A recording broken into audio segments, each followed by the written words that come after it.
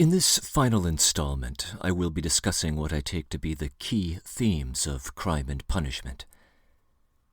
Naturally, this novel has generated a mountain of commentary already, and I can't pretend to be your best source of literary criticism on the work.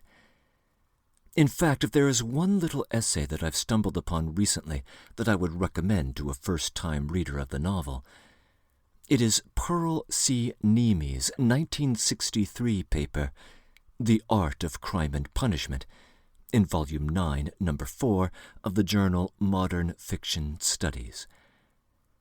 This is not a famous or influential paper, but it is a very useful one. Nevertheless, here is my own reaction to the novel. As you might expect, it is indebted to Niemi, as well as to the great sage Joseph Frank and others who have gone before, but the conclusions are my own. Given my own personal background, it is the philosophical implications of the novel that will attract most of my attention here. So, the natural place to begin is with Raskolnikov's theory. As noted earlier, Dostoevsky's proximate source for it was Pisarev's elated embrace of the character Bazarov from the novel Fathers and Sons. The great men are above the common herd, despite working for its advantage, and so these men will help themselves to a greater liberty of action than would be thinkable among the sheep they are herding. What Pisarev actually says in his article is this, quote, "This mass of ordinary people does not make discoveries or commit crimes. Other people, the great men, think and suffer, search and find, struggle and err on its behalf." Unquote. In the fecund imagination of Dostoevsky, this kernel of an idea receives much fuller development through Raskolnikov. It is not just that the great men are the ones to take risks and break rules for social advancement. The notion of a crime itself is parasitic on a set of norms that the great men create. For that reason, as the great men are adjusting or transcending those norms, they are adjusting or transcending the very notion of crime, and so cannot be thought to be under its jurisdiction. It is for this reason that the narrator briefly informs us, early in the novel, that as Raskolnikov is planning his murder, he does not think upon his act as a crime at all. The idea runs so deeply in his consciousness that he repeats it even late in the novel in his last conversation with Dunia, after all his plans have manifestly gone to ruin. The fact that they do go to ruin gives the reader the overwhelming impression that his theory has been refuted. But we may justifiably ask what exactly the refutation is. Razumikhin reacts with incredulous disgust upon first hearing it in Part 3, Chapter 5, and Porfiry Petrovich finds clever ways of ridiculing it in the same chapter. But disgust and ridicule are not the same thing as refutation. During the famous confession scene of Part 5, Chapter 4, Sonia flatly denies the implications of the theory, that anyone could have the right to shed blood, with no discursive engagement with it whatsoever. But denial is not the same thing as refutation. Svidrigailov, in his last interview with Raskolnikov, taunts him with the idea that he made a little mistake in his theory, but never identifies what the mistake is.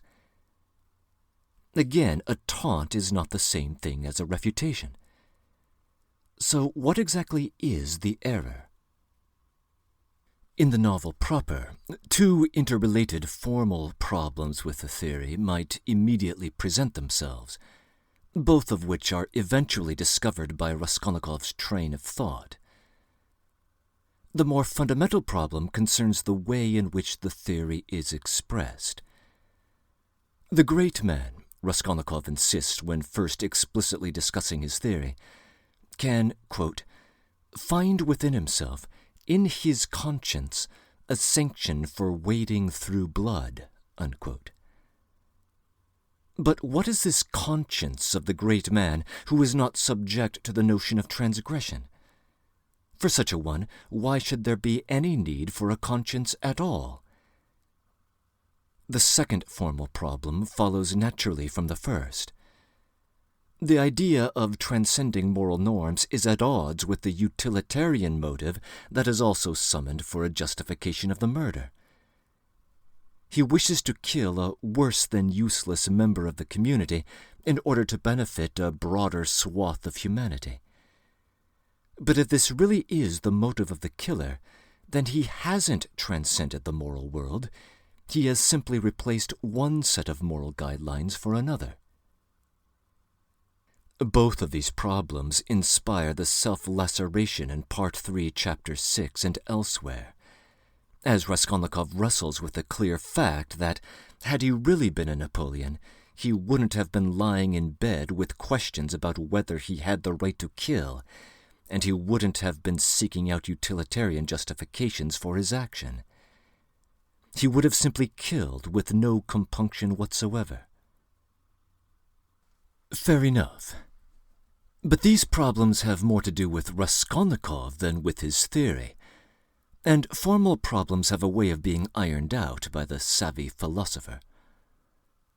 Perhaps the main idea could be expressed without any talk of conscience or utilitarian motives. Perhaps it may simply be identified as the idea that morality exists within some social scheme, and the great men, as generators of such schemes, are not properly evaluable in terms of them. From this perspective, Raskolnikov does not discover that he is wrong. What he discovers is that he is not himself a great man. Indeed, this is his considered intellectual opinion as late as the second page of the last chapter of the epilogue. If there is anything that Raskolnikov says about his theory that is obviously false, it is his claim, shared with Sonia in Part 5, Chapter 4, that it is entirely new. It is no such thing, as it is at least as old as Thrasymachus and the sophistic movement of the 5th century BCE, and we see echoes of it throughout philosophical and literary history. Still, it would be shocking to Christian society to see it so bluntly and plainly expressed, and it would be an inevitable flashpoint in the European growing pains of the 19th and 20th centuries.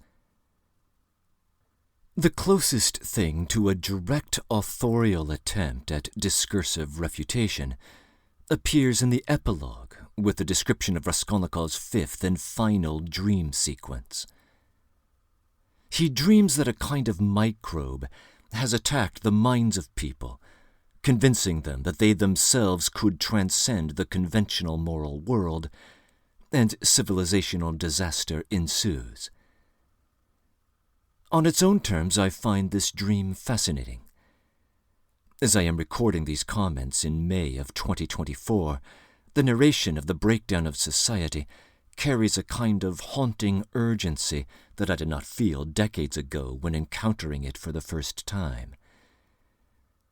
Those who are familiar with Dostoevsky's later work may also take special interest in this narrative as a rough draft of what would later be part of his short story, The Dream of a Ridiculous Man. Nevertheless, as an attempt at a direct refutation of Raskolnikov, surely it fails. His theory doesn't suggest that everyone could be an extraordinary man, and it is perfectly consistent with the obvious recognition that any society where the masses try to take on that role would fall apart. The real lesson of the dream is that there is a great pragmatic problem with the theory, that publicizing it would make the ordinary take themselves to be extraordinary.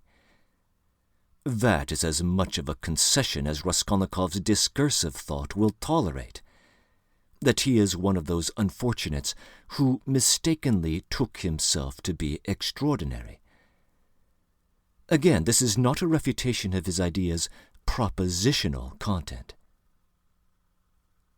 Indeed, how could his theory be false? After all, moral norms take place in society. Societies will sometimes undergo revolutionary reform. Those radical reforms, disruptive as they are to the prior social order, could rarely take place without violence, and the moral order that emerges from the new settled state of things will surely be the product of the victors who established that society. Thus they have the statues in their honor, retrospectively recognized as right by the very rules they generate. The idea has enough salience that, in the generation following Dostoevsky's own, an eccentric German philologist by the name of Friedrich Nietzsche would take it up. Nietzsche had read Dostoevsky, but there is no indication that he had read Crime and Punishment in particular before the publication of his most famous contributions to metaethics in Genealogy of Morals and Beyond Good and Evil. Nevertheless, independent, careful study of the development of words and the conceptual schemes they map onto had convinced Nietzsche that moral systems are highly malleable. And in Thus Spake Zarathustra, he introduces a concept of an Übermensch, or Superman, as an ideal goal. An extraordinary figure who transcends Christian life-denying restrictions and guardrails in an environment where God is dead, even if the masses have failed to recognize as much. And this genealogy of morals has its analogue in the genealogy of science. Raskolnikov himself mentions both Newton and Kepler when introducing his theory. The revolutions they brought about were scientific, not moral. Almost a century after the publication of Crime and Punishment, a historian of science named Thomas Kuhn published the first edition of The Structure of Scientific Revolutions, which argued that various scientific paradigms are incommensurable with each other. Normal scientific activities occur within the guardrails of some paradigm, not outside of it, and the ordinary researcher will operate according to its rules. But once in a blue moon, an extraordinary man, a Newton or an Einstein, will present a radical new way of thinking of things, upsetting the apple cart, perhaps even acquiring scorn in his own age. The new ideas take hold, however, and when they do, they demarcate a new set of rules for doing science, against a new set of background assumptions. And the next generation of students who matriculate to the local university are taught out of textbooks where the spirit of these great men of science dominate its every page. The most radical element of Kuhn's thought is that there is no straightforward way of evaluating one scientific paradigm against another, because the language of one paradigm could not be translated fully into the language of another. The conceptual schemes are incommensurable. If you were to wind your way through every chapter of his book, you will discover that the term truth appears only twice in it, and each time within quotation marks, as Kuhn can present only a tepid account of scientific progress. Greatness has more to do with capturing the attention and guiding the activities of a scientific community than it does with some inexorable march toward the truth. Thus, an alternative title for Kuhn's work might be Beyond Truth and Falsity. Nevertheless, despite all this, any scientific paradigm must in the end collide with the world beyond it, a world which it is attempting to describe. And in the final analysis, man is not the measure of all things. Not even an Einstein can be, as recalcitrant Mother Nature operates beyond the reach of any scientific conceptual network. And if scientific paradigms must have their collision with the physical nature beyond them, so too must moral paradigms encounter a psychological or spiritual nature beyond them. That is what the novel is about, Raskolnikov encounters a spiritual world that is beyond the reach of his articulate knowledge. To reveal this world, it will not be enough to discuss it. It cannot be satisfactorily told. It must be shown. That is what Dostoevsky is up to. And what is this human, psychological, or spiritual nature? Raskolnikov himself is our exemplar of it. As I have mentioned more than once already, his very name indicates that he is split between multiple attitudes or points of view or fundamental dispositions. They cannot all win out, but the fact that they are there at all indicates the breadth of human nature that is latent in his psyche. As critics have long observed, the main players surrounding him in the narrative are reflections of various aspects of himself, and we can see them all playing out in the multi-layered drama of the novel.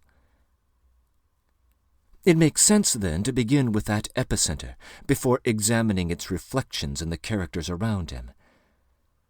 We can learn much from the various confessions that he gives, only some of which are genuine, the various motives for his action that might explain his behavior, only some of which are true, the quick-fire oscillations between love of others and cynical indifference, the quick-fire oscillations between trying his strength against his opponents and settling for life in a square yard of space, and so on.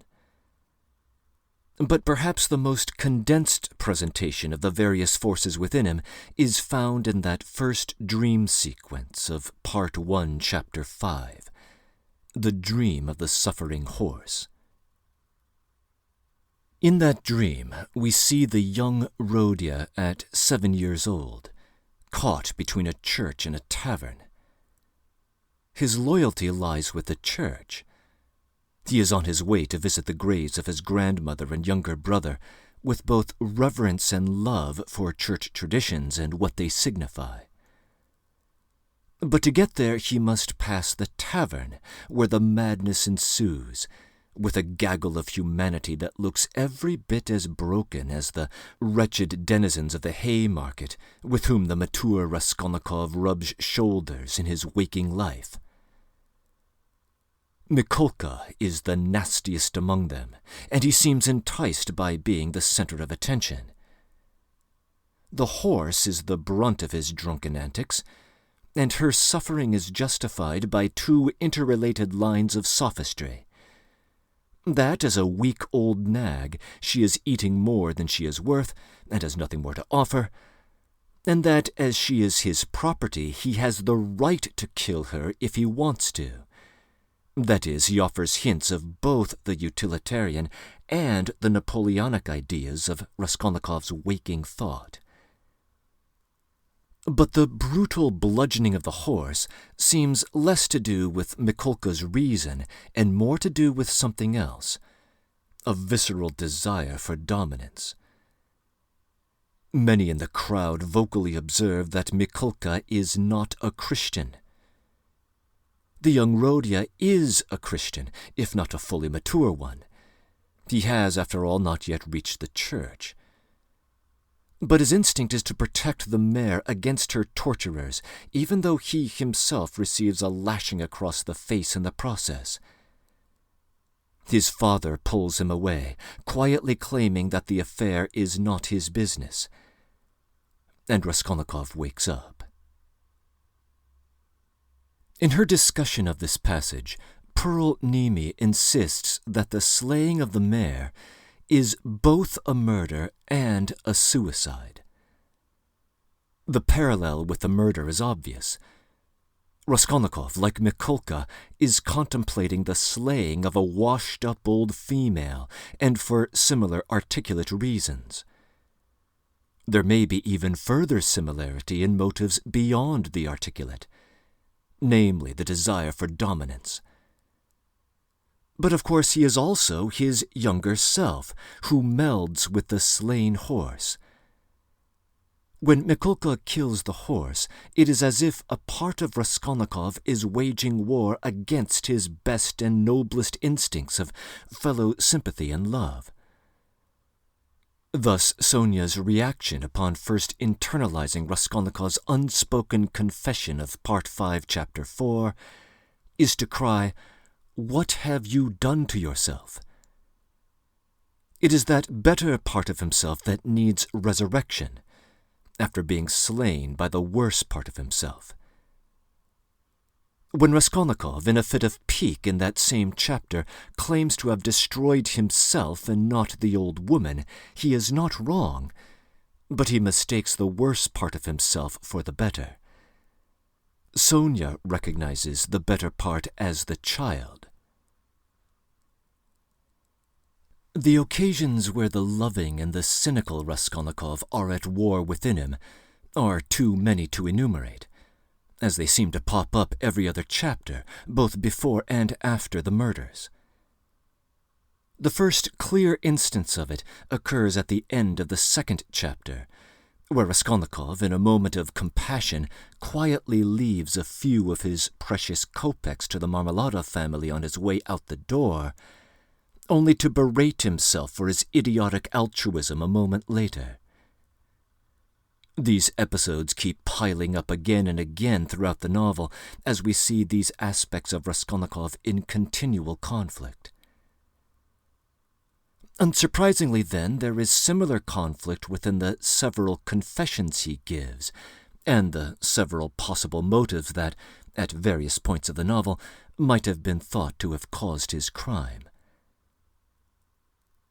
The only occasion where Raskolnikov voluntarily, sincerely, and explicitly verbalizes a confession to the murders occurs on the very last page of the novel proper.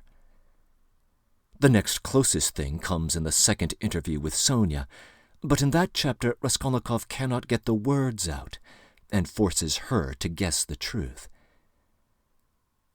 I identify a voluntary but entirely unspoken confession in the silent exchange between him and Razumikhin in Part 4, Chapter 3, even if Razumikhin refuses to accept the truth of the murders until the end of the novel. The purpose of that confession, though, is entirely directed at the well-being of his mother and sister. His aim at that moment is to give them into the care of a friend he can trust. And indeed, his genuine love for his family is one of the possible motives for the murder that the reader has to consider, as early as the third chapter of the novel. But the idea that he could murder out of love for individual persons seems entirely incongruous. It might be more believable if he could attach the murder to a moral system which muted the significance of individual persons.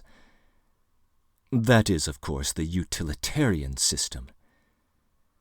To be a utilitarian, it is enough to have great love for mankind. One needn't have any love at all for one's fellow man. That is the unholy combination of attitudes that Ivan famously confesses to his brother Alyosha in The Brothers Karamazov. And there are times when Raskolnikov seems capable of it himself. Indeed, there seems to be something morally narcissistic about the willingness to sacrifice for mankind when mankind is taken as an abstraction.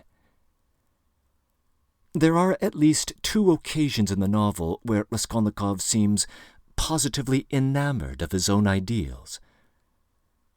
On one, he is winding up his discussion of his theory with Porfiry Petrovich and claims that, quote, "Pain and suffering are always inevitable for a large intelligence and a deep heart. The really great men must, I think, have great sadness on earth." Unquote. The text states that Raskolnikov says this bit, quote, "dreamily, not in the tone of the conversation," unquote. That same adverb is applied to the way he describes his deceased fiancée to his family in Part 3, Chapter 3. He says there that, as a kind of spring delirium, he would have liked his ugly bride to be even more if she had been lame or a hunchback. And again, he says this while smiling dreamily.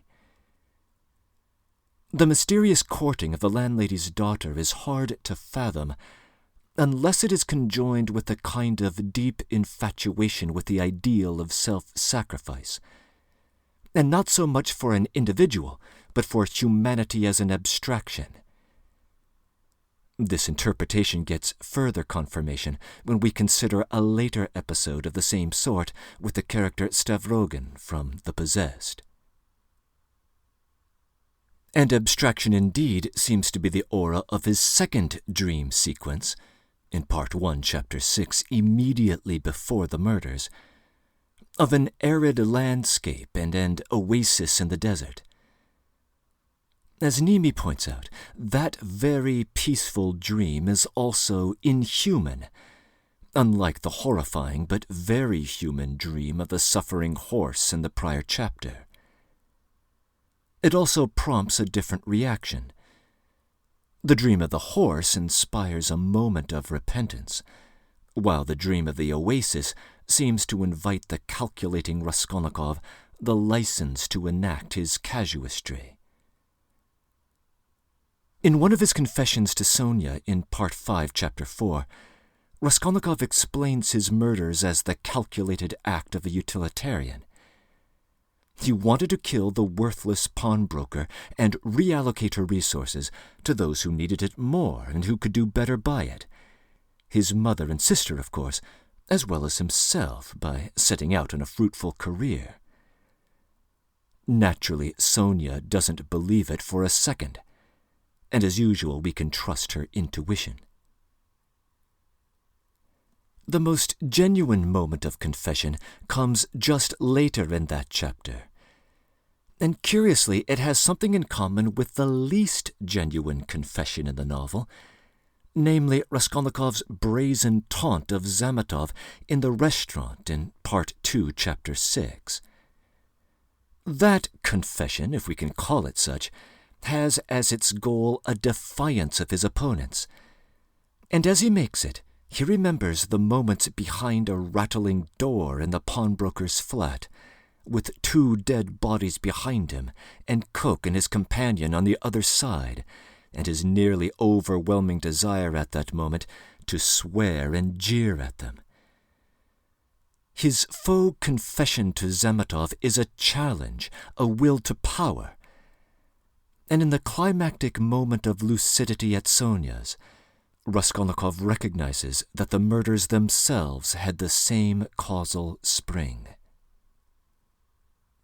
The cynical Raskolnikov is not always the calculating Raskolnikov.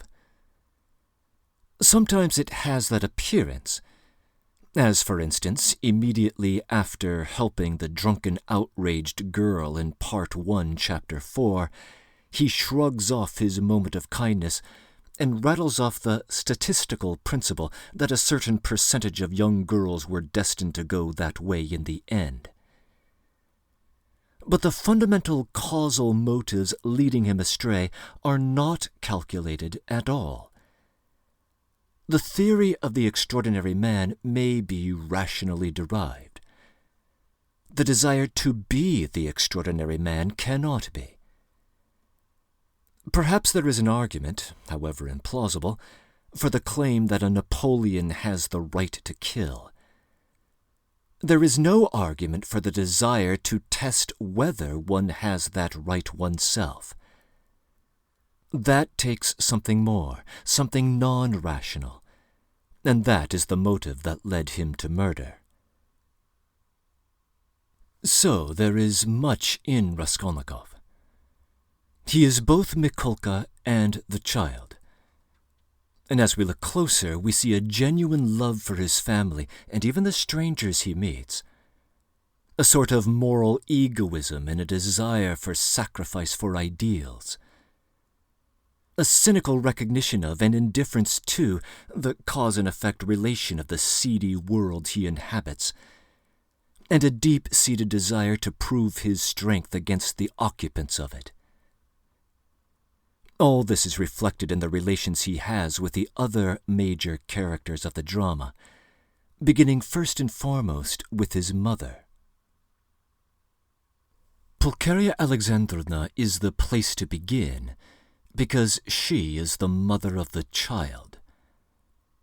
Her involvement in rearing him with religious conviction is made plain through her letter in Part 1, Chapter 3.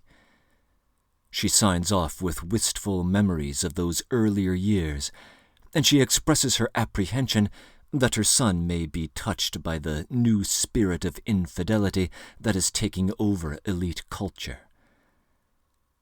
She is not wrong, but she is also weak, one of the weakest characters on the stage, enabling Luzhin's opportunistic and cynical courting of Dunia, and always looking to others for guidance. Just as she is weak, so is the Church's hold on the younger generation, and so is the original childlike faith within the mature Raskolnikov. Some commentators hold that Crime and Punishment has a matricidal undercurrent that is almost as pronounced as the patricidal theme of Brothers Karamazov. If the assault on the horse is both murder and suicide, then the suicidal element, the killing of the mare child, is also the killing of the mother of the child, the nurturer of the Christian faith. And so it goes.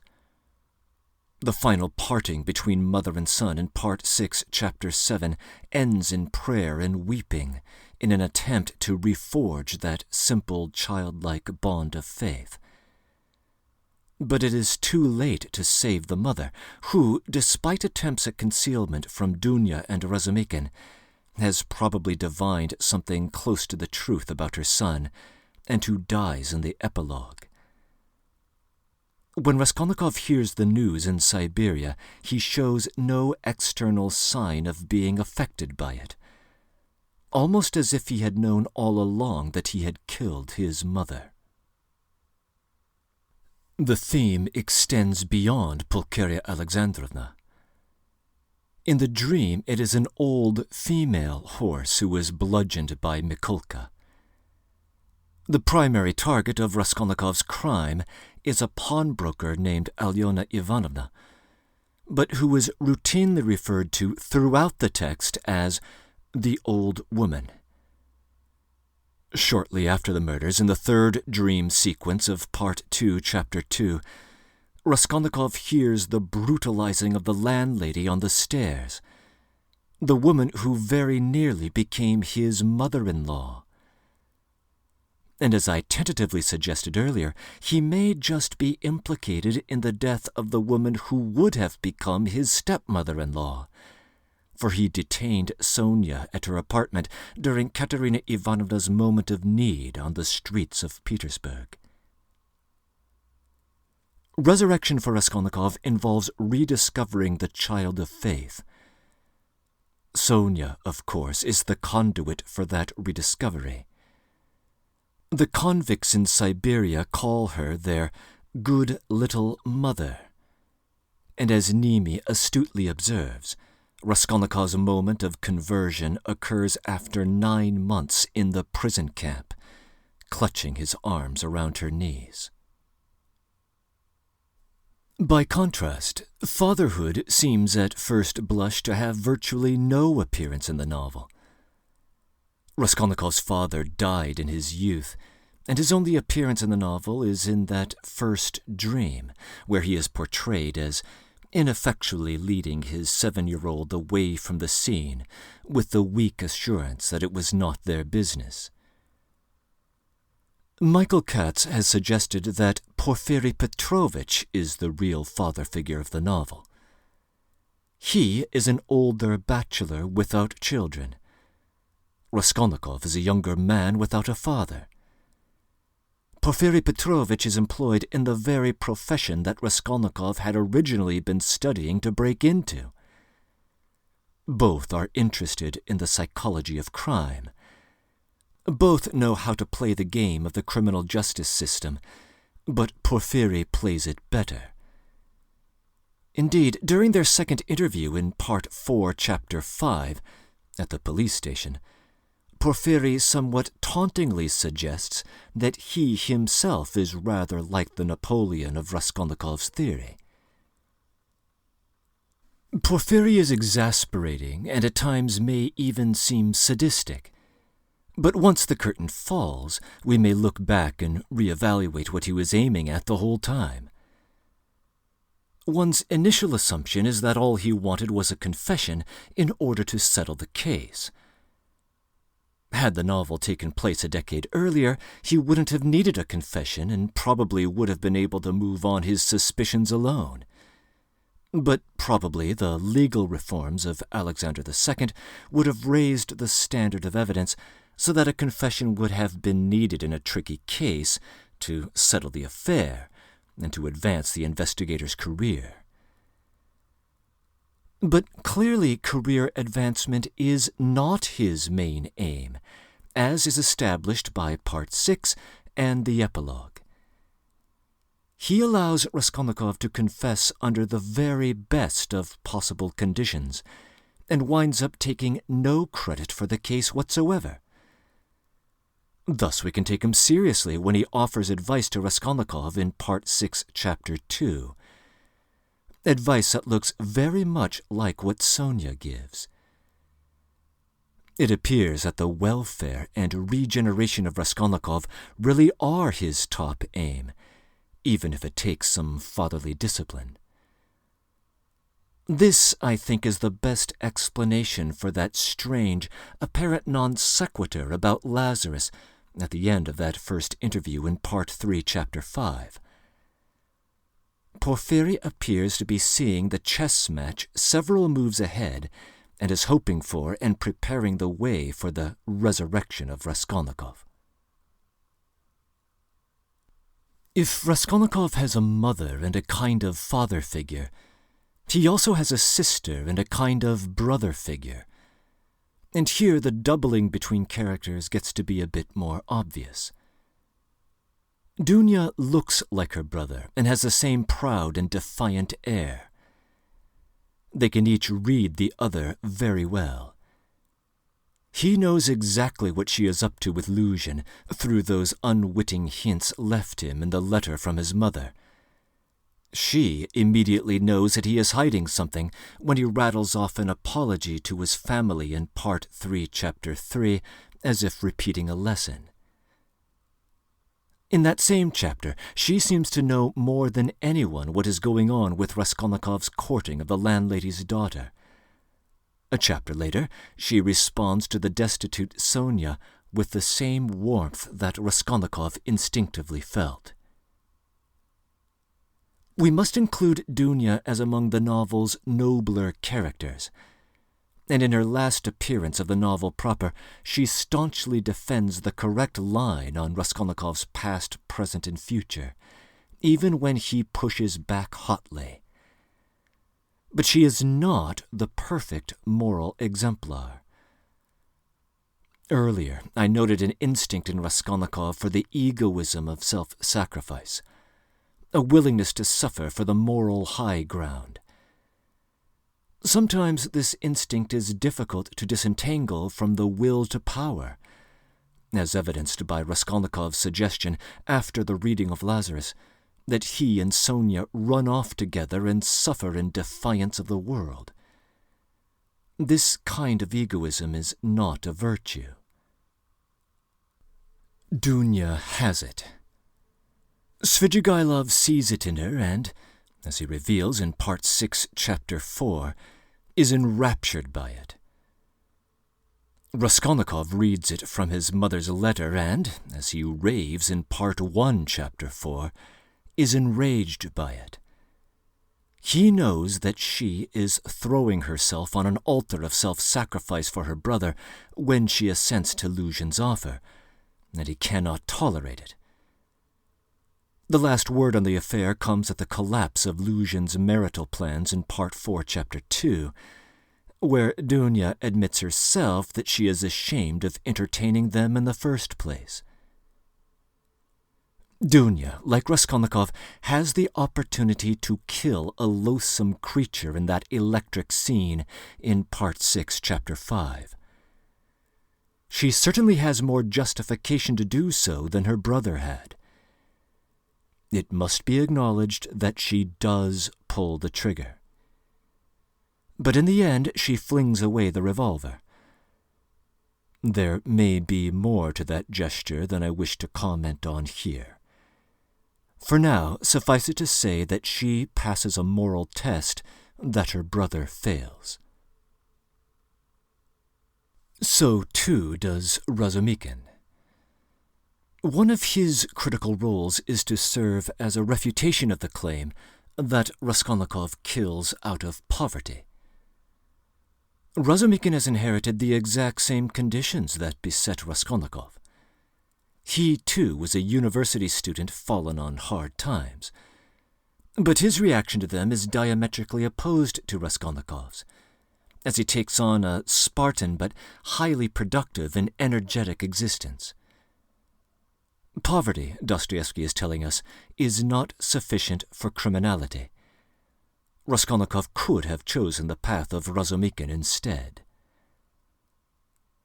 As noted in prior comments, the name Razumikhin uses the root word razum, which means something like reason or intelligence.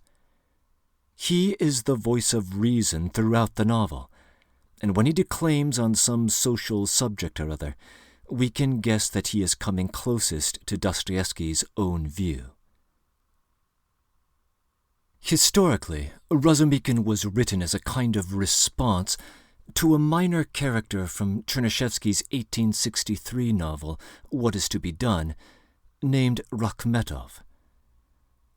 Rakhmetov plays only a small role in the plot of that novel, but he is portrayed as a large, athletic figure who can work both manually and intellectually for days at a time, and is in continual single-minded service to progressive or socialist ends, which Chernyshevsky was advancing himself.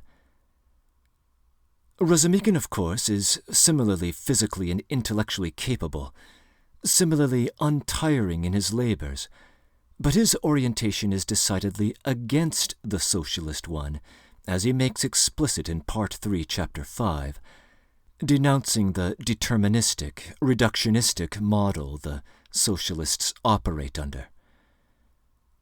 And whereas Chernyshevsky's Rakhmetov is a lover of the abstract notion he calls the people, Dostoevsky's Razumikhin is a lover of his fellow man, the concrete individuals he meets, caring for Raskolnikov almost like a mother, and advocating passionately for the legal fortunes of the painter Nikolai.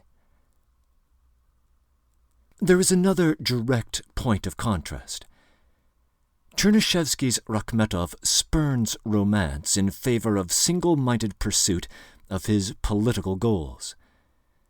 Dostoevsky's Razumikhin is transparently in love with Dunia and makes a new life with her and her mother. Again, we see a message in favor of the life-affirming motive of love for individuals over the life-denying pursuit of socialistic goals for aggregates of people. As we have already seen, Raskolnikov feels both of these impulses himself. The only out-and-out socialist in the novel is Lebeziatnikov, and he is closer to an imp than a larger-than-life Rakhmetov. I confess that from my interactions with students, I find Lebeziatnikov to be far more believable than Chernyshevsky's creation, although of course Dostoevsky's ideological opponents would not appreciate the portrayal. Yet in the end, the portrayal is not at all unkind. Lebeziatnikov is a noble soul with the ideas of a child. There is something almost paternal about the way Dostoevsky handles him, and he seems to take on that tone throughout the novel toward the entire younger generation. Our author is not Ilya Petrovich, the assistant superintendent of police, who chronically grumbles about young people. Dostoevsky doesn't disagree with Ilya Petrovich's observations, but he seems to be adopting a different attitude toward the youth of his day. Razumikhin, the novel's voice of reason, perhaps comes closest to expressing Dostoevsky's own view on the young generation in Part 2, Chapter 5, in a heated exchange with Luzhin in Raskolnikov's room. The generation, he says, lacks practicality, has some good ideas but in a childish form, and all their worthwhile progressivism is easily subverted by self-interested charlatans. Lebeziatnikov may be a personification of this characterization, but we see several other young intellectuals on Dostoevsky's stage, and they are each his own person. Zosimov, Zamatov, Razumikhin, and, of course, Raskolnikov himself. Raskolnikov is the raznochinets in full development. Svidrigailov, in his final interview with his younger double, has a snide comment about this class. Quote, "The educated young people shut out from activity waste themselves in impossible dreams and visions and are crippled by theories." Unquote. Porfiry Petrovich, for his part, seems fascinated by the enthusiasm of the youth, but observes that it can easily go awry. As noted earlier, I take his final paternal words to Raskolnikov to be an authorial plea to the entire young generation of his day, to find faith and to embrace life rather than to disdain it. The worst take on the young generation, of course, comes from Luzhin, and despite attempting to curry favor with its members, he is routinely rebuffed by every young man he comes into contact with. Zosimov, Razumikhin, Raskolnikov, and even his supposed protégé, Lebeziatnikov. Judged in and of himself, I find Luzhin to be one of the least interesting characters in the novel, despite his central role to one of its plot arcs. Luzhin and Svidrigailov each seems to have some root in the villain of the prior novel, Insulted and Injured, the devious and sometimes melodramatically evil Prince Valkovsky. But it seems to me as if Dostoevsky split that earlier character in half, with the hauntingly nihilistic libertinism going to Svidrigailov and the stagey, cartoonish villainy going to Luzhin. He is not portrayed poorly by the author. Luzhin is simply a base soul with very little in him. Nevertheless, he performs an important thematic function in the text. He offers a blunt reflection of the utilitarian element of Raskolnikov's thought. Like Lebeziatnikov, Luzhin makes the 1860s radicals seem ridiculous. And when, in Part 2, Chapter 5, Raskolnikov is confronted with his own ideas presented to him in the person of this obvious poser, it presents something of a shock to him. Raskolnikov is the one who explicitly observes to Luzhin's face that the utilitarian principle might serve as a license for murder. And a moment afterward, the narrator tells us that he, quote, lay with a white face and twitching upper lip, breathing painfully, unquote. Arguably, he also reflects Raskolnikov's will to power, and again in the most nakedly base way possible. The core element of his infatuation with Dunia is his goal to play the role of totalitarian hero over her. He is enticed by her poverty and wants to be the one to whom she is slavishly indebted. Raskolnikov can see this immediately from his mother's letter in the early stages of the novel, before finally bringing it out into the open in Part 4, and again in Luzhin's ultimate annihilation in Part 5. Luzhin is another would-be Napoleon of sorts, although not one who transcends the moral world, but one who manipulates conventional mores for personal gain. If there is a consummate Napoleon in the novel, it is Svidrigailov, although perhaps another historical association for him would be Peter the Great.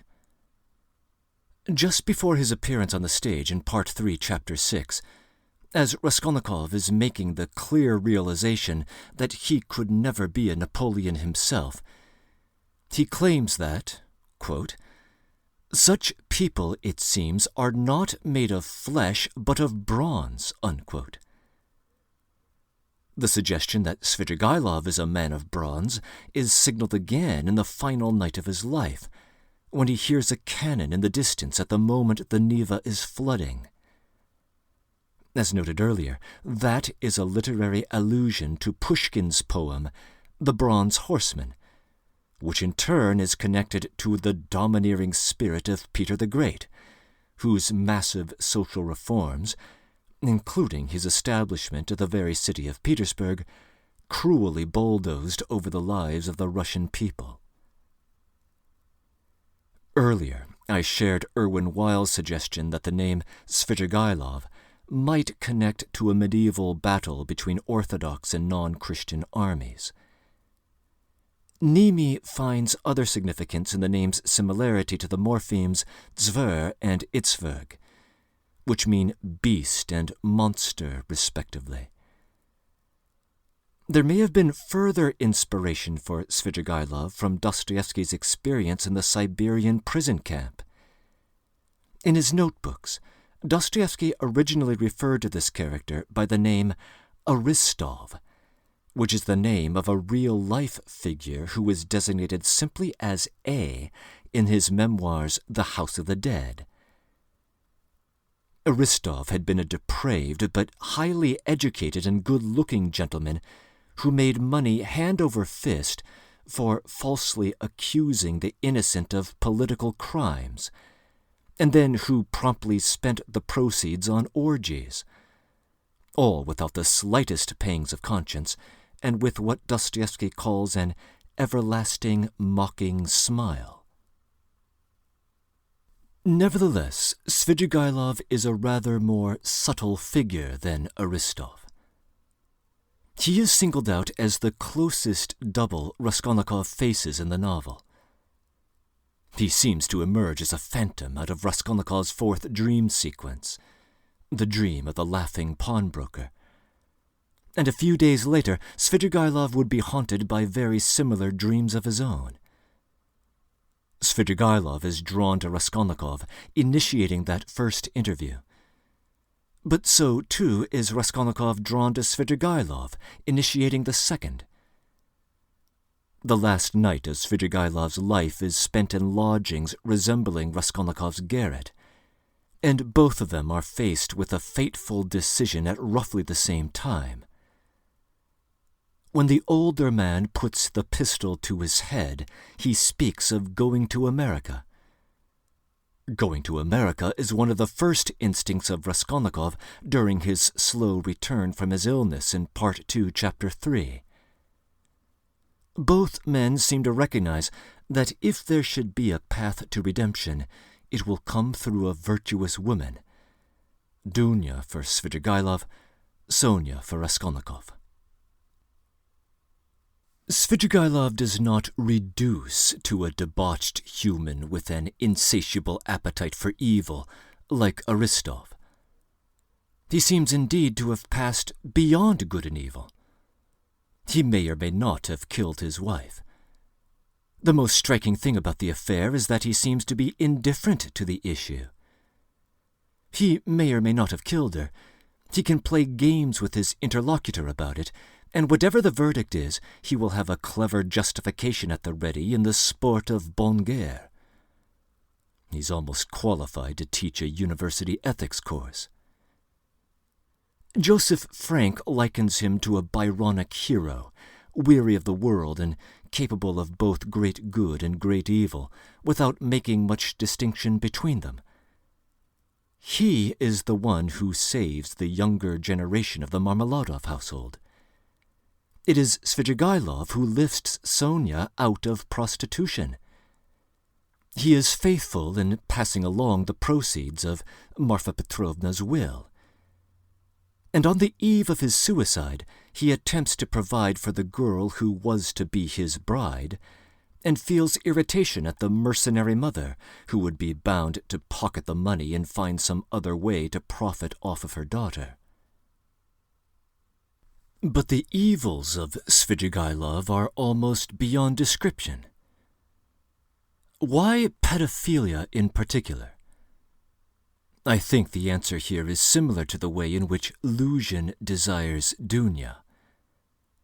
Luzhin wants to have total control over an attractive female, all while receiving the approval of everyone around him. Thus he must affirm the mores of his society, but manipulate them to his advantage.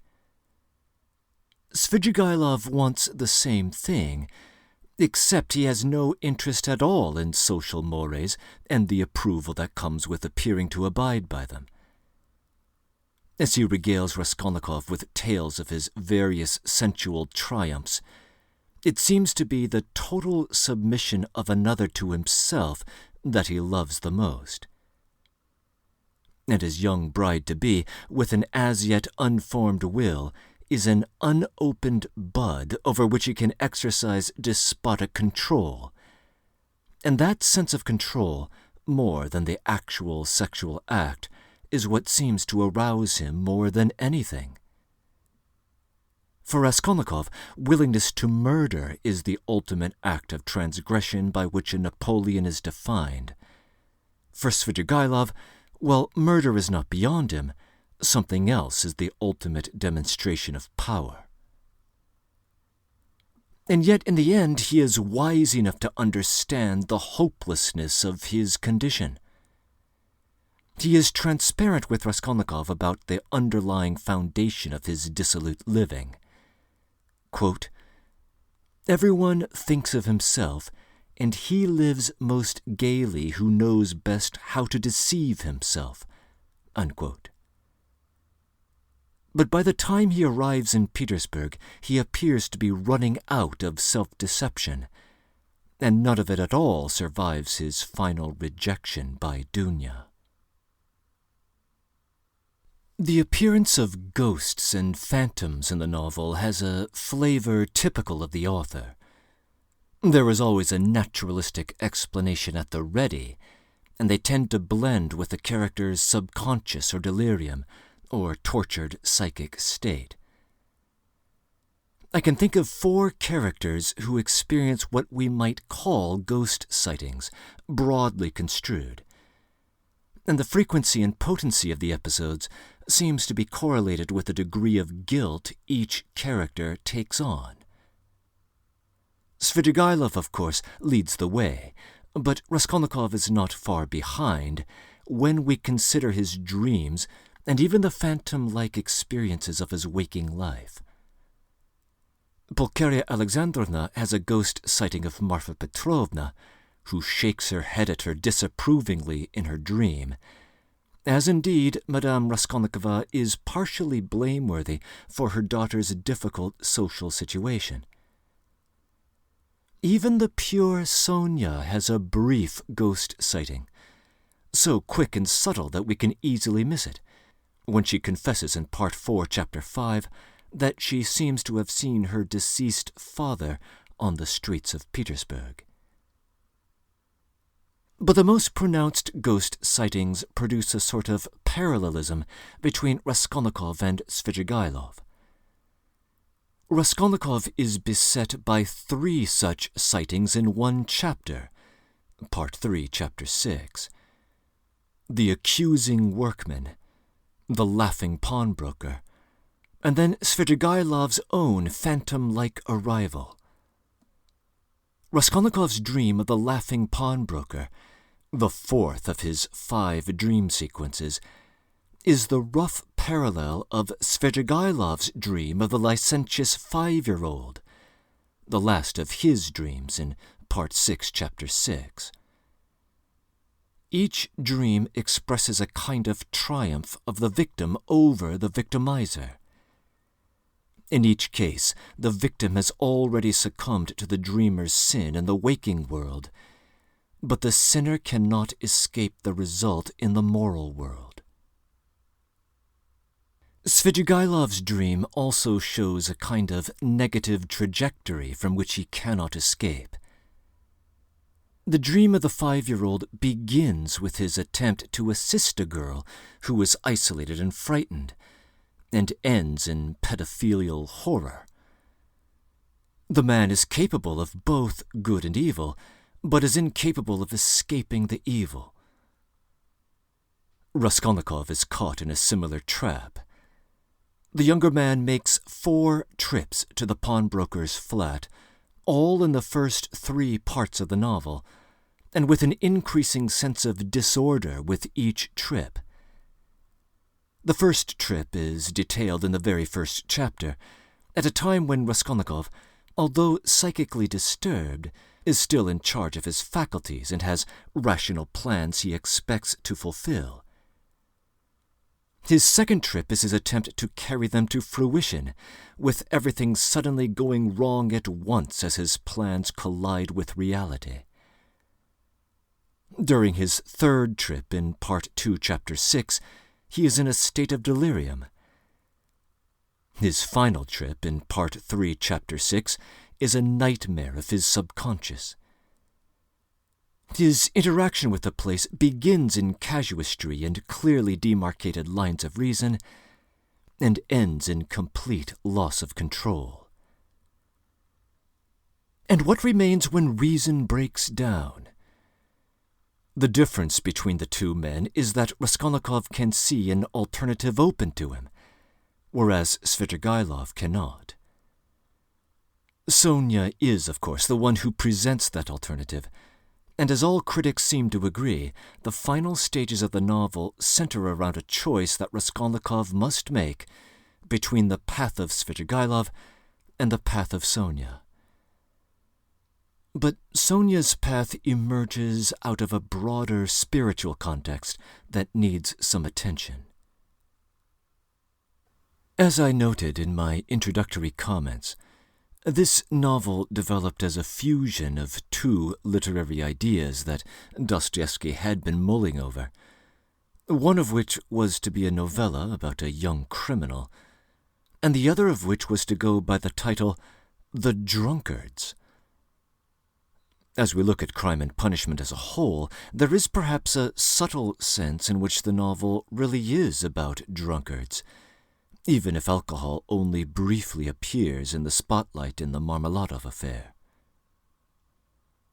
Among the major players in the novel, there are only 3 that might be called drunkards, and there is no particular pattern to who does and who does not fall under that label. Marmeladov, of course, is the one who is manifestly crippled by drink. But Razumikhin is something of a drunk himself. We see him under the influence in Part 2, Chapter 7, and he is chastened by Raskolnikov's scolding him over the habit in Part 6, Chapter 1.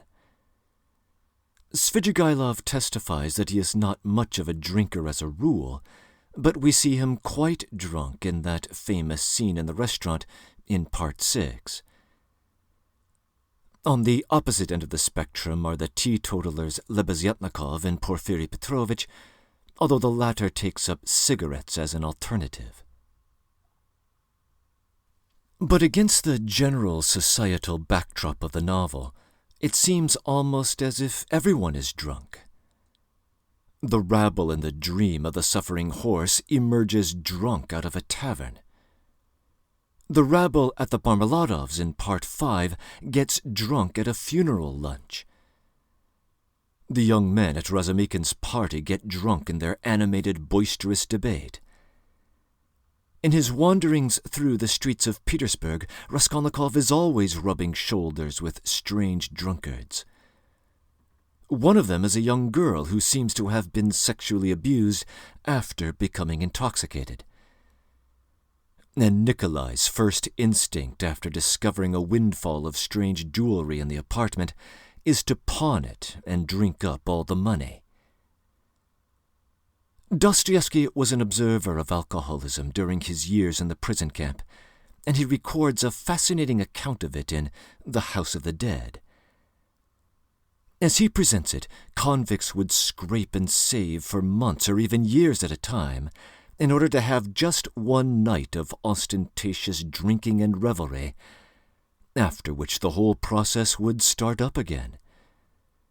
It is as if drink is the very stuff that Svidrigailov is after. The opportunity to deceive oneself and live gaily as a result. If I may theologize the role of drink in the novel, drunkenness seems almost to serve as a symbol of original sin. Mankind in general, unfulfilled on its own terms, is under its curse and must pay for it. Marmeladov seems explicitly to consider himself one of the wretched sinners of the Gospel stories and looks hopefully towards an eschaton of divine grace. And when his enraged wife pulls his hair at having drunk up the family's much-needed cash, he tells Raskolnikov that he finds enjoyment in the suffering. Suffering for sin is indeed an overwhelming theme in this novel.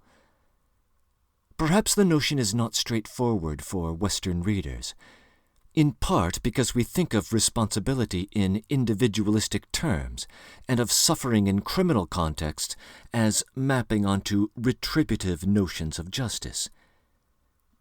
The severity of punishment, we think, must match the severity of the crime for which an individual agent is responsible. This kind of talk finds its way into the novel itself.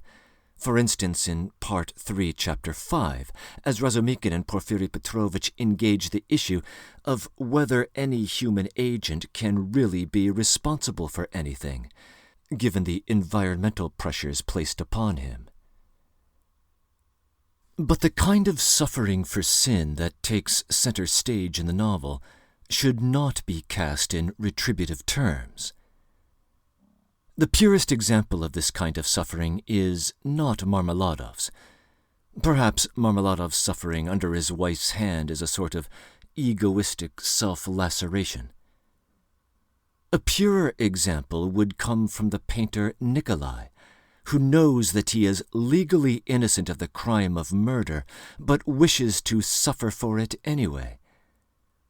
But why, if he did not commit the crime? The messenger of this event is Porfiry Petrovich, and he treats the story as an example of an oddity of the peasant class, especially among the devout Raskolniki.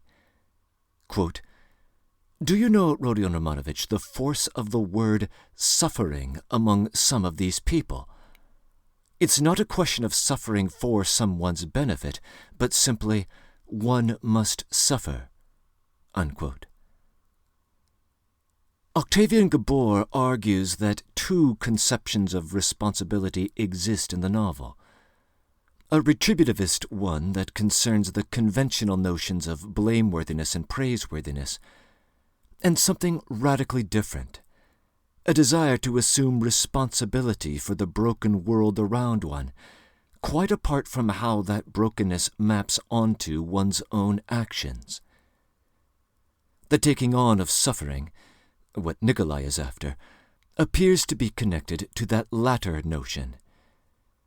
One is in the world and wishes to suffer for it, regardless of the degree to which one is to blame as a result of one's own will. I think of Katerina Ivanovna as being caught up in this vortex herself. She is not an alcoholic, but she is unjustly subject to all its ravages. She did not cloud her own mind with drink, but is nevertheless deranged, devastated by the weight of poverty she is under. She knows perfectly well the injustice of her condition, discomfiting the visiting priest with a gesture toward her dying husband's crushed chest in Part 2, Chapter 7. Still, Sonia is unflinchingly loyal to her and defends her fiercely against Raskolnikov's criticisms in Part 4, Chapter 4. Quote, "She is seeking righteousness. She is pure. She has such faith that there must be righteousness everywhere, and she expects it. Unquote. Indeed, as a mother in desperate straits, Katerina Ivanovna must assume responsibility for the broken world and suffer for it. Her life is dominated, from waking to sleeping, by somehow finding a way for her tortured family to survive. There is no rational hope in her condition, as Raskolnikov cruelly points out to Sonia, but she continues on anyway. And while I find her to be an irritant every time she is on the stage, how can we not, in the final analysis, share Sonia's estimation of her? She is a sort of holy sufferer throughout the novel, despite her ridiculous and sometimes spiteful antics. The great holy sufferer, however, is, of course, Sonia herself. Forced into prostitution due to her own father's alcoholism, losing her best friend, her father, and her stepmother in the span of roughly 1 week, discovering that her love interest is the murderer of her best friend, and moving to Siberia for 8 years of exile. All this is an extraordinary burden for any one person to bear. Her spiritual shoulders are far broader than her physical ones, and in one sense she is the strongest character in the novel. Is she guilty of anything? During the reading of the story of Lazarus, the text refers to her as a harlot, as though she and the murderer are fellow sinners, illuminated by the light of the candle. As she is a prostitute, perhaps we might accuse her of crossing over or transgressing eternal moral norms, and Raskolnikov at one point accuses her of destroying her own life. On a purely retributive sense of responsibility, none of these accusations are fair. And yet even on this sense she appears to be guilty. Or at least she confesses to a kind of sin in Part 4, Chapter 4, when she admits to refusing to give Katerina Ivanovna her new decorative collars. This is such a seemingly insignificant affair that it seems only as pure a spirit as Sonia could be sensitive to it. But there it is. "No one is righteous, no, not one," recites the apostle, and the line seems to hold regardless of which sense of responsibility we wish to employ. But when she suffers, it is that second sense of responsibility, not the retributive one, that she appears to identify with. And so she really is the transgressor harlot. She, too, has stepped over and must accept her punishment. And she does so naturally, inviting Raskolnikov to do the same. She does so as a participant in a world she did not ask for, with burdens she never voluntarily assumed, with nothing but love to give. None of this is the deliverance of reason, and perhaps it may seem offensive to reason. Raskolnikov seems to be both attracted to and revolted by it. During his first interview with Sonia in Part 4, Chapter 4, he briefly entertains scorn toward her, thinking of her as a religious maniac. Another translation might have read, "holy fool." Yet in the same chapter it is Raskolnikov who requests the reading of Lazarus from the Gospel of John. This ambivalence between the sanctity and apparent foolishness of religious belief seems to pervade the novel, and perhaps Dostoevsky's mature work in general. The moments of greatest spiritual significance seem always to be juxtaposed against and subjected to intense, profane ridicule.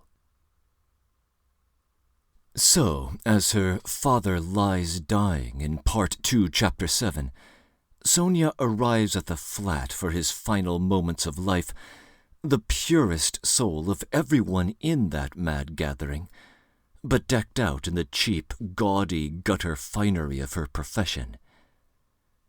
The funeral lunch gathered for the man's memory in Part 5 descends into drunken and bitter chaos.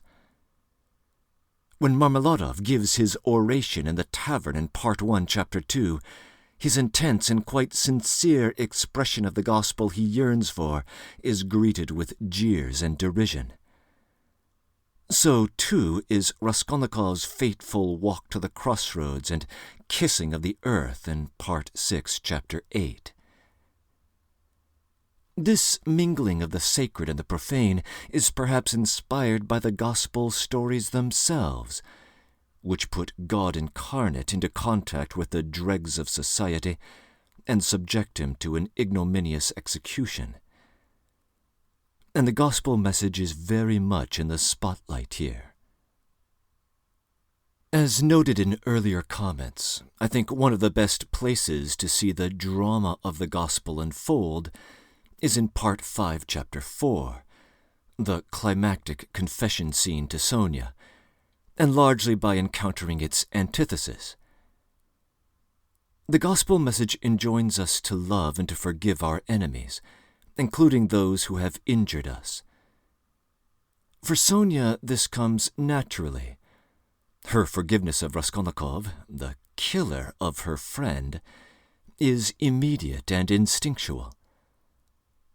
Not so for Raskolnikov. Even after revealing his crime, he claims at one point to have killed only a useless louse, as though the pawnbroker, because of her great vice, is outside the orbit of the moral community. Moments later, he discovers and reveals his true motive, his discovery that, quote, power is only entrusted to the person who dares to bend down and pick it up, unquote. And why is power so important to him? It seems to have something to do with being better than his fellow man. He refuses to go and confess immediately, because that would involve debasing himself in the eyes of people he refuses to concede are his betters, morally or otherwise. Indeed, shortly before leaving, he decides to make a new fight of it against the authorities, on the grounds that, by doing so, he can demonstrate that he himself is a man and not a louse, employing the same term he used for the pawnbroker, whom he judged to be not worthy of life. And the very fact that he is there making confession to Sonia at all irks him mightily, as though it is a sign of weakness. The gospel against which Raskolnikov rebels is the idea that, in the final analysis, he is no better than his fellow man, and thus has no grounds for the power he wishes to wield. No one does have those grounds. You don't flourish as a man through an exercise of dominance. You do so by loving others. We know through many lines of evidence in the novel that Raskolnikov has the capacity for love within him.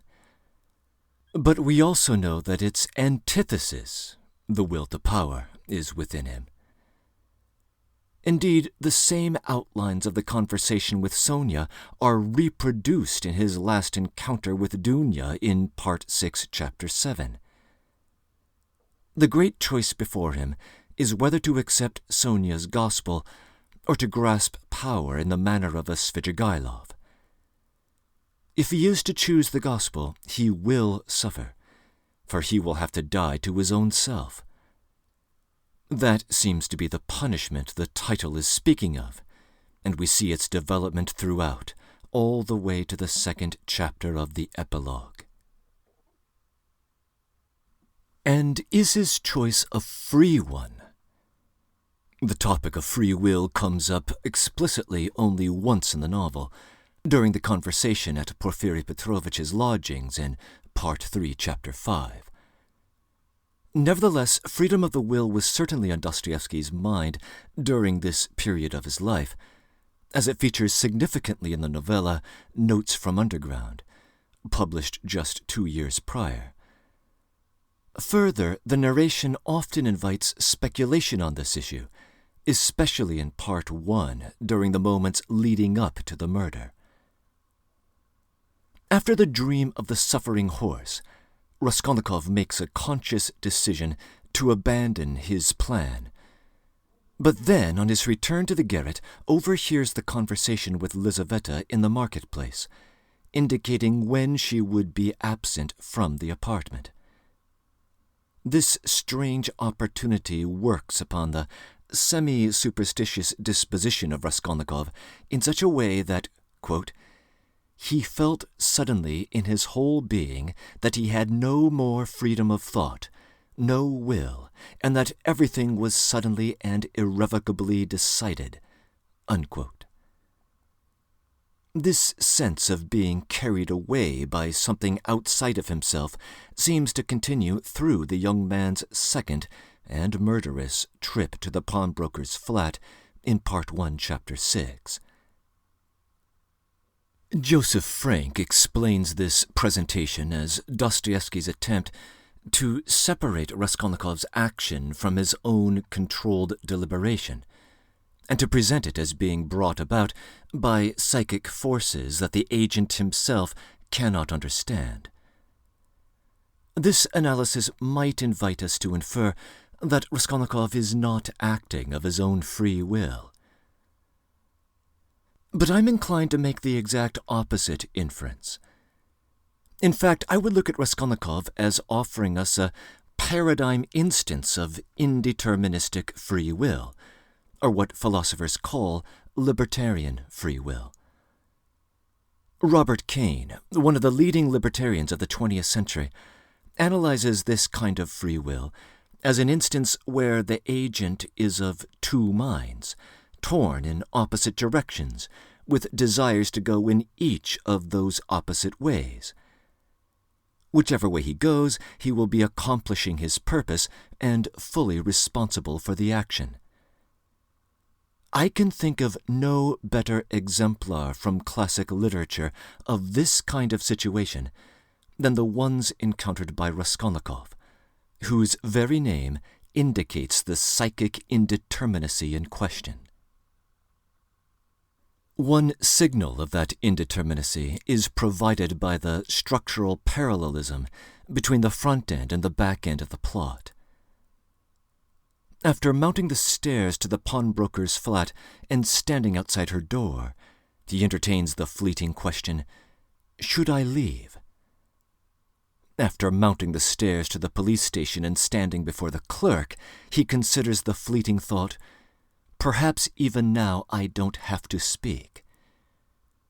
It seems as though Dostoevsky is presenting branch lines off of the decisions to murder and to confess, even immediately before the actions in question. But for my money, the most significant decision point in the history of each action occurs much earlier. The trajectory toward murder was established at the moment, at the beginning of Part 1, Chapter 5, that he decides not to go to see Razumikhin. The trajectory toward confession is established when he goes to Sonia in Part 4, Chapter 4, and in Part 5, Chapter 4, despite his very misgivings in the process of doing so. Much is set in motion when we choose whether or not we will commune with others.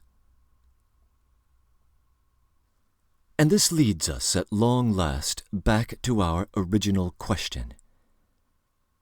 What exactly is the refutation of Raskolnikov's theory? What is the collision with spiritual or psychic reality against which it can be evaluated?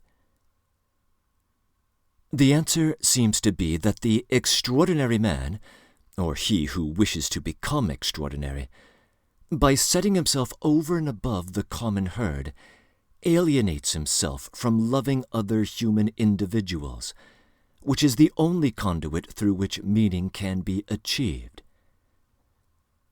This is not the stuff of theory, but the stuff of life, which is what Raskolnikov rediscovers on the banks of the Irtish in the second chapter of the epilogue, in a scene as timeless as Abraham. Is this verdict fairly reached? Dostoevsky, after all, exercises totalitarian control over the events of his own novel and the fates of his characters. Has he cooked the books? Has he presented the alternatives fairly? Are there alternatives he has not considered? To ask this question is in part to evaluate the artistry of the novelist. Are his characters real? In fact, I doubt you will encounter many people who behave exactly like a Raskolnikov, or a Svidrigailov, or a Sonia. There is too much detritus in the ordinary human soul to see clearly what is in it. Our lives are clouded by so many distractions that we only get obscure glimpses into who we are beneath them. For Dostoevsky, ideas, feelings, and characters are practically synonymous, and he uses his art to cut through those distractions, to isolate the telos of any given way of life. And in that sense, I find his characters to be highly believable, although I cannot answer for other readers. But has he canvassed all the alternatives? Perhaps not. There is the disgruntled hedonist next door, living a life of quiet desperation, but that seems hardly an option worth considering. Perhaps there is the Buddhist line, which enjoins us to cease striving in a universe of perpetual change. In the West, the 20th century gave us the atheistic existentialism of a Sartre or a Camus. But I would encourage standing up Camus' character Meursault from his novel The Stranger against Svidrigailov. Is there a real difference between them? Camus will assure us that there is, although I have my doubts. Perhaps Dostoevsky encountered another alternative in his own life. In the prison camp, he met a notorious bandit named Orlov, who was endowed with extraordinary strength of will and seemed to have transcended all moral scruples whatsoever. Nothing during the author's brief interaction with the man would indicate that he would ever wind up with the despair of a Svidrigailov. He seemed to have been some different order of human being. It was Nietzsche who would read that passage of The House of the Dead and become animated over it, and he surely saw in it an instance of his famous Übermensch. We never do get to see Orlov's full life story, and so we cannot know whether he could complete it as a higher order of Svidrigailov, a fully satisfied Napoleon. But we do know more of Nietzsche's biography, and as we look at it, we may think that it is Dostoevsky's theme of love, not the Nietzschean will to power, which is hauntingly triumphant. A widespread tale exists according to which, in January of 1889, at the age of 44, Nietzsche witnessed the abusive whipping of a horse by his driver in Turin. The story goes that the philosopher rushed to defend the horse against the abuse, almost like the young Rhodia of that famous dream sequence. Thus began his descent into madness, from which he never recovered. The story is so poetic in its symbolism that we might wonder whether it can possibly be true. Like many legends, it may exist in that gray space between fact and fiction. Still, like Dostoevsky's own fiction, it is resonant with suggestive power. The alienation from one's fellow beings surely cannot satisfy for long. If the choice is between the greatness of a Napoleon and the goodness of a Sonia, it seems that goodness is the far better thing. There is nothing admirable about being beyond it. Such is Raskolnikov's eventual discovery. as he was staring into the waters of the Neva on the eve of his confession, deciding what course his life would take, or whether it should continue at all, readers might have been tempted to take consolation in the fact that they do not encounter such a harrowing choice. But I suspect that they are wrong.